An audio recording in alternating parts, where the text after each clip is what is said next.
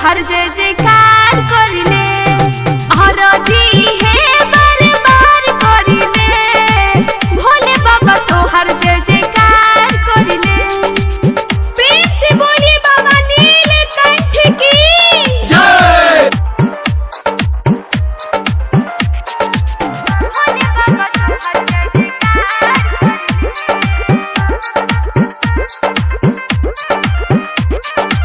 सीधा साधा बाणे सुनी हमरो लभर हो जाई अकेले कैसे बोली अब घर हो महिमा बराबर महान ये बाबा जाने ला सगरो जहान ये बाबा दिलवा से तोहके पुकार करिले हरजी है बार बार करिले भोले बाबा तोहर जय जयकार करिले हरजी है बार बार करिले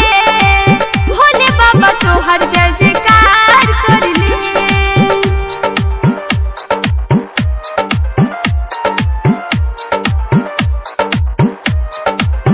भोले बाबा तोहर जय जयकार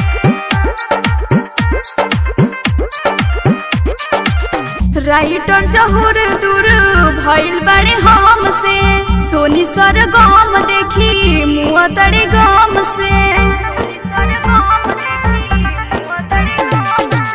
उनका से हमके मिला दी हो संगवा में जलवा चढ़ाई हो हथवा उठा के फरियाद करिले हरजी है बार बार करिले भोले बाबा तोहर जय जय